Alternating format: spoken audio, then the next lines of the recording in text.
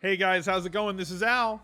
We're back with a week 5 first look on DraftKings. I'm going to take a look at a lineup that we can build right here on Monday morning. It is 10 a.m. on the West Coast on Monday morning, and we are already on the grind for week 5, trying to figure out what we're going to do in our NFL lineups on DraftKings this week. So why don't we get to it? But before we do, I want to thank you guys for your support on the channel, all the views, all the comments, the likes, the subscribes. You guys have been outstanding, so please, if you would, drop a like on this video. Click the show more on the comments down below if you want to follow me on any of my other socials, and let's get to the video. Here we have everybody in week 5. So here's a list of games. We got 12. We got bye weeks finally that we have to worry about. Are we going to pay up at quarterback? Usually I'm not in cash. Ben Roethlisberger against Atlanta. This game is going to be a really high-scoring game. There's a few high-scoring games on the slate this week. Phillip Rivers at 6,700. Matt Ryan at 6,600 against Pittsburgh. Matt Ryan's been outstanding. You know, he's been ridiculous. 30 fantasy points each of the last 3 weeks. Tons of weapons. And Calvin Ridley going ridiculously bonkers every single week. Ben Roethlisberger and Ben Roethlisberger at home. You know, home games, 28 fantasy points a game. Road games, 22. Ben Roethlisberger at home, continuing his home road splits throughout the year, as we've seen. Could this be another game where he's got 25 plus fantasy points? If you want to pay up for these guys in tournaments, I'm okay with it. Jared Goff last year in Seattle went off against these same Seahawks, and now they're without Burton, who broke his leg yesterday. And now, when you take him off of that Seattle defense, they become a really bad defense. And last year we spoke about how Jared Goff was a schoolyard bully. You know, the Rams were the Cobra Kai. He kind of looks like Danny Lawrence. And if he is going to roundhouse kick this Seattle Seahawks defense into oblivion, it could come through the air based on their inefficiency at stopping the pass without their all-pro safety in there. Cam Newton, a favorite of mine pretty much all the time, because his ability to just score 30 fantasy points a game. I try to keep it simple, guys. I want quarterbacks that have a floor of 20 with a ceiling into the 35s. I think we have a lot of those guys this week. It's going to be interesting to see if we can afford to pay for them. Patrick Mahomes, based on the aggressive pricing that DraftKings has been employing against really good defenses like Jacksonville, players being priced down because of this matchup. Patrick Mahomes at 6,200. I typically don't try to slam my head into a brick wall and play against the Jaguars defense, but this game has the Chiefs favored with a total of 51.5. So they're expecting 26, 27 points out of this Kansas City Chiefs defense, which also means that they're expecting 24, 25 points in that range out of the Jaguars defense, and I haven't seen Blake Bortles yet. Just saying. Marcus Mariota against Buffalo. Buffalo's been a cornucopia of giving. They're the giving tree in terms of fantasy offenses. Mariota's been outstanding recently, or at least this week he was outstanding. This was the Mariota that I remember. Running the ball, running touchdowns in, very effective throwing the ball, a 99.4 rating this week against Philly, who has a good defense but is susceptible on the outside. Buffalo susceptible in the slot. Corey Davis is a star. Taywan Taylor playing a ton of snaps. Mariota is going to be interesting for me from a stacking point of view. Don't know that I want him in cash, especially with Mariota being 100 below Mahomes, even though it's against Jacksonville. Kirk Cousins against Philly. We just saw what Mariota did to them. We saw what Kirk Cousins did against the Rams defense, which is very stout, albeit right now less so on the outside with Peters playing but hobbled and Aqib Talib completely out. They're just going to throw the ball a ton. He's got great weapons on the outside.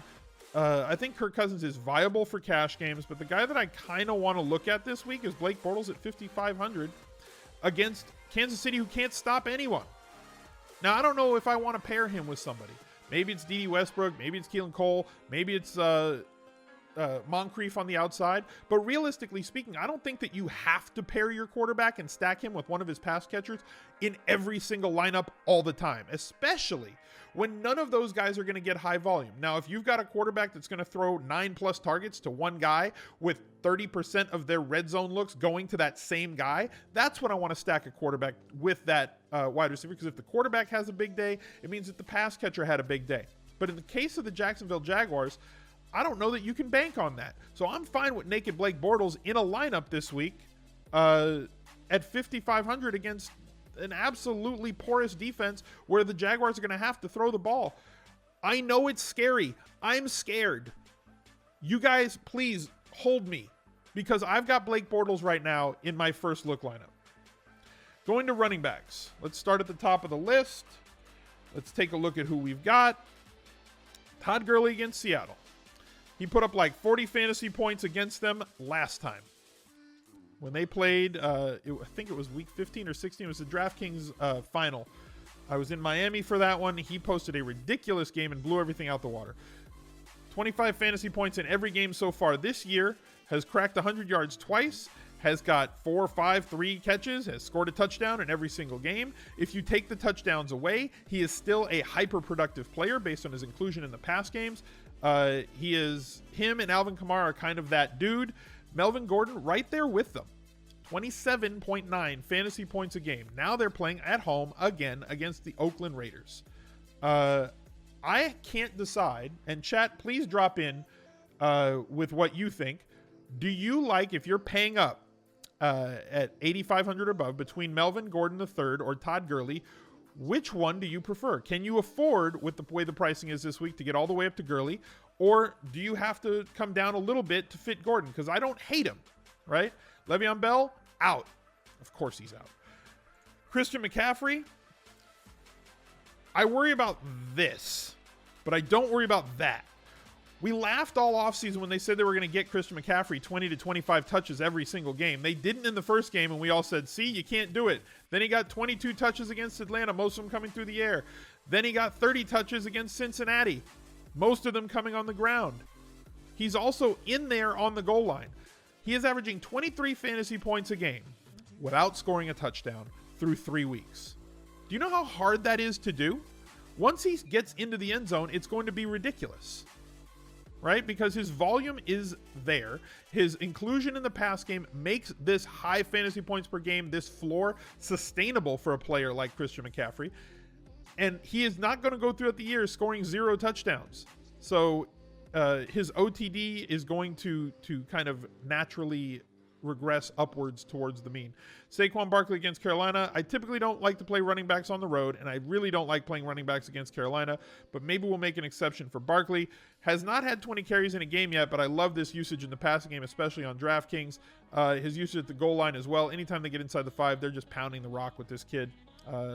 Connor against Atlanta. This game with Atlanta and the Steelers has the highest total on the week. At home, running back, high totaled game. Is going to be involved in the passing game. Look at those targets. Outstanding. Not getting the carries in 2 of the 4 weeks. But I kind of want to start with Connor. I kind of do. I haven't decided yet. But I think that he's in play. I think he's in play. I think McCaffrey's in play. I think one of these 2 guys is in play up here as well. Joe Mixon's still out. We're going to see if he progresses. You know what to do. If he's out, then Gio Bernard becomes a great play. It's that simple. Set up your if-then statements throughout the week. Last week we did it with Cobb and Allison. Allison got hurt midway through the second half, and he had 11 targets. We knew that Allison was going to be the play if Cobb was out. It's the same situation here. Tevin Coleman at 6,400 I think is in play, but I'm not thrilled. David Johnson at 6,300 we have to talk about. I went on a big rant about him last week, and apparently the Cardinals coaching staff listened because they got him the ball 25 times, which is what they need to do every single damn week of the season. Now, if I can get 25 touches out of a running back that's going to have it's going to be 6,300 and playing against San Francisco, this is what I want. The question you have to ask yourself, and you have to do this, look into a mirror and say, do I trust Arizona to give the ball to David Johnson 25 times again this week? If you do, then you must play David Johnson at 6,300. I think he gets over 20. Minimum. Whether it's on the ground or through the air, I think minimum 20 touches for David Johnson at 6,300, and for such a dynamic back, I don't know how I don't play him at this price. He's gotten too cheap, and they're almost daring me to play him. San Francisco hemorrhages points against running backs in a lot of different ways, especially in the pass game. They just can't guard.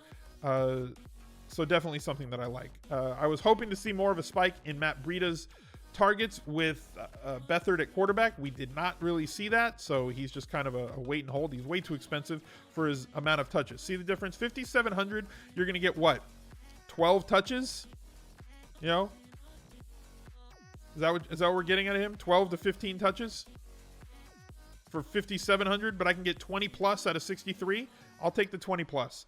Kareem Hunt, not interested, especially against Jacksonville. I think they do their damage through the air. He might catch more balls in this game than he has in the past, but sometimes it comes down to the quarterback doesn't check down and throw. He just tries to squeeze it in, and that's what their quarterback does tend to do. Dion Lewis against Buffalo, I don't know if I want to mess with. He's not getting consistent usage. If I think that he's going to catch a ton of passes, which I'm not sure he's going to because they're not going to be down a lot in this game. I don't think that they're going to be down a lot in this game. If he scores a touchdown, it definitely changes things.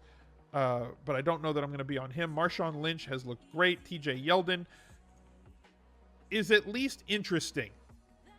And I don't usually like TJ Yeldon. I don't usually, even with Fournette out, think he's that interesting. But in this particular game against Kansas City, if Fournette is out, I think we have to kind of bank him in our mind bank. Not like bank him like he's going to make you a ton of money. But he's somebody we have to remember. Alex Collins fumbled on the goal line this week. RIP my Alex Collins shares in best ball. Is there any cheap running backs? There is one that we have to look at. There's one situation that we definitely need to look at. Okay, there's two actually.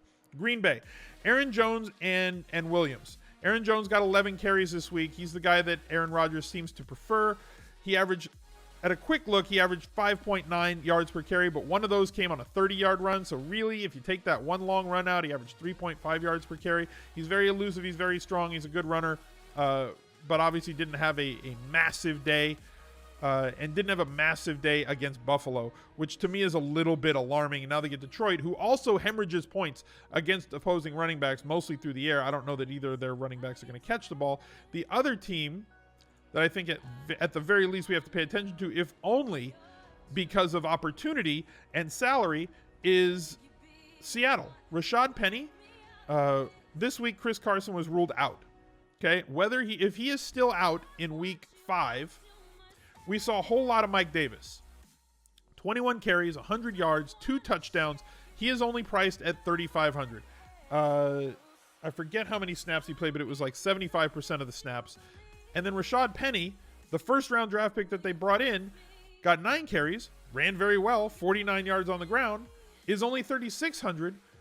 If we get clarity for which one of these two guys is going to play against the Rams, you have to consider him, if only for tournaments, to be able to roll with these guys. For now, on the first look, I kind of want to have Connor. And if I'm going to jam him in here, Kerryon Johnson at 4,600 is a good look too.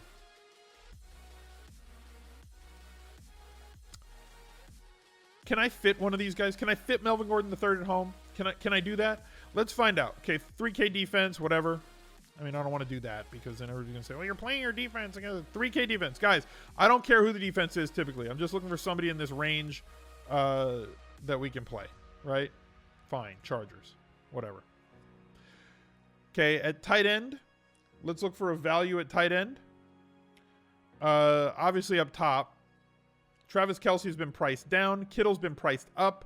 The shower narrative coming through. He's just getting a ton of targets except for week 2 for some reason.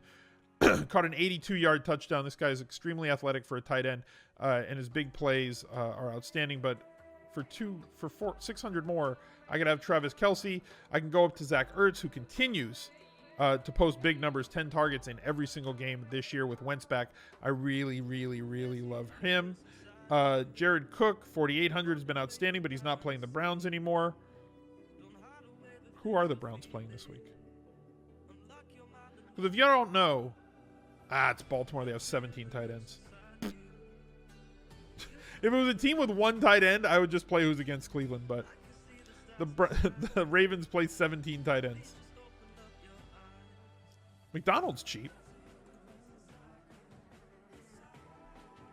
You get more exposure to this Pittsburgh-Atlanta game for 3,700. I mean, right now, he kind of feels like the dude. Hooper also in that same game. Remember what I was saying last week that Hooper can have these games where he only gets 2 targets and he kind of has to score? He's going to top out in this range, guys, pretty much every single week. He'll probably have 1 week this year he has like 7 targets. But realistically speaking, he's a 2 to 5 target guy pretty much all the time. And he can have these big bust weeks for you. And he kind of has to score a touchdown to beat value. So I don't like playing guys who have to score a touchdown to beat value. David Njoku against Baltimore. He's going to get those 7 targets every single week. It's a matter of when, not if he scores a touchdown. I don't know that it's going to come this week, but I still think he's in play at that price. Yeah, I honestly think that he's the guy. Austin Seferian-Jenkins at 2,900. Same as Hooper to me, right? Very similar to Hooper. Not a lot of targets. Don't love him. Can I get a second for Antonio Gates, who scored again? It's 2018, and Antonio Gates is still finding himself wide open in end zones. God bless the old guy. Love you, man. You're the dude. Love Antonio Gates. One of my favorite fantasy players of all time. Yeah, I think tight end's pretty straightforward. I think it's kind of Vance McDonald. I think chat was right. Is the Browns D in play, somebody asks? Where are they priced? At 2,500, I kind of feel like they are. They're extremely aggressive. Extremely aggressive. Multiple sacks every game this year. They are playing at home. Flacco has looked pretty good, but he's still Joe Flacco and is mistake prone. Multiple turnovers in every single game this year. At 2,500, I think they are a good value defense. Jesse James only 3,100. Maybe, but I mean, I think Vance McDonald's going to be the Whoa. I think Vance McDonald's going to be the pass catching guy. So I'm going to stick with him. Looking at wide receiver, Antonio Brown, as good as it gets. I don't know that we can afford him, but maybe we can. 5,100, I don't think that we can because we'd need 2 3K running back or 2 3K wide receivers in order to get there. We'd have to come down off of Melvin Gordon. If there's another value running back, we could probably fit him. Absolutely love him. Julio Jones against Pittsburgh. We do want exposure to this game. Don't know if we want to pay 8,500 to get it. Julio Jones did have a big week. Oh my God, stop this. Thank you. 12 targets again. Got 1 garbage time touchdown that was completely meaningless, adding 50 yards to his total for 29 fantasy points. That's the Julio that we know and love. Keenan Allen against Oakland, possibly. Thielen against Philly. Good matchup for these Minnesota Vikings wide receivers. I like this. If you guys know me, you know I love this. That's insane. That type of usage for 7,700 is insane. Juju Smith-Schuster, 7,500. I kind of like this range here. I like Adams. I mean, I like him a little bit less against Detroit, but like, you know, with Slay, but Slay's not the be-all, end-all. Like, it's a downgrade. It's a tough matchup, but it's not an impossible matchup. I like Thielen here. I like Juju Smith-Schuster. We've seen how much the Rams are using Cooks every single week, consistent usage and catchable balls that he's converting. Big playability as well from him. He's going to break a slate 1 week this year at least. I don't know which one it is, but he will definitely be breaking a slate at some point. Stephon Diggs at 7,000, the American hero. Also, insane usage. I'm going to plug Steph. God, Tyreek Hill 6,900. Oh my God, they've priced Kansas City down so far. They've priced him down so far. You guys know I love Cooper Kupp, but he was priced up out of that 5K range. He got 11 targets this week, but I expect him to drop down around 6 or 7 because that's kind of where he's going to live most weeks. Although I think that this is an upgrade spot because Seattle's pass defense is going to take a major hit without their safety in there. Corey Davis, another guy getting massive volume, although it looks like it's just peaks and valleys. Consider the valley. Jacksonville, right? So throw this out. This is like the Russian judge in the 80s, right? Oh yeah, 10s across the board. The Russian judge gave him a 7.7. Realistically speaking, this doesn't count for me, right? When you're judging Corey Davis. I think Corey Davis is an 8-9 target a week guy. Right now he's averaging exactly 10. I think that he'll come down to 8 or 9. He's clearly extremely talented, and Marcus Mariota has zeroed in on him when he's been the quarterback, but we need value. There is somebody else on his team that I think we can go after. Kenny Galladay, good. Calvin Ridley, priced up and completely unsustainable. Get out of my lineup. Tyler Boyd, more sustainable than Ridley. 2 touchdowns over the last 3 weeks, and look at these points. Ridley is completely touchdown dependent. If he scores multiple touchdowns, he'll be a great play. If he doesn't, he won't. Shepard, a lot of people are going to chase this. Don't. A lot of people are going to chase that. Don't. Okay? This was against New Orleans where we're attacking them. We're going to attack New Orleans with wide receiver 2s all year long. Can't do it this week, so I'm off Sterling Shepard for week 5, at least from a first look. Quincy Enunwa's been priced up finally. Devin Funchess at 5,200 is very interesting. He should see some Janoris Jenkins, but it's not an impossible matchup for him to beat, and he gets a lot of goal line looks. I kind of like him. Doug Baldwin at 5,000 is interesting. Keelan Cole and Dede Westbrook priced in this range here. This is my issue. I don't know that we can trust either of them, right? Based on their volume, I don't know that we can trust them. It's going to spike. It's going to have peaks. It's going to have valleys. I love both of their talent. I don't know that I want to plug either into a cash game lineup at the high 4s. Jordy Nelson, actually getting really good supply the last 2 weeks and getting a lot of red zone looks and 2-point looks. At 4,500, I do think that he's in play. And we've seen this San Diego defense, sorry, this Los Angeles defense, this Chargers defense give up a ton of points. Moncrief, we were on him 2 weeks ago. We saw some flop lag. He got into the end zone last week for 24. Same as the other Jags receivers. I just don't know where the ball's going. Bortles is definitely going to spread it out. I'm fine going with Bortles just alone. Give me Taylor. We've got 4,300. Can we afford somebody? No. We talked earlier about the Browns defense. If we plug them in, I think that it gives us a little bit more leeway. We can come up to 4,900 for our final wide receiver spot. We can get Watkins in there against Jacksonville, seeing the secondary cornerback with the amount of looks that he's getting. I don't mind that. If you want to go with Dede Westbrook just for the matchup with Bortles, I'm fine there. Marvin Jones Jr., don't hate that. But I kind of just want to go with this. Kind of just want to go with Jordy and play off the volume and red zone usage from Derek Carr against the Chargers, who have given up a ton of points this year. So that's going to be my first look lineup. It is most definitely going to change as the week goes on. So please take some time, read my article on Thursday when that comes out on ESPN. Listen to the Daily Fantasy Edge, also comes out on Thursday wherever you download podcasts. I will be live on Twitch on Friday taking your questions for 1 hour. All you got to do is tune in, and I'll update this as we go throughout the week. Other than that, thanks for watching. Click that subscribe button. Watch this other video right here. And I'll catch up to you guys later. Bye.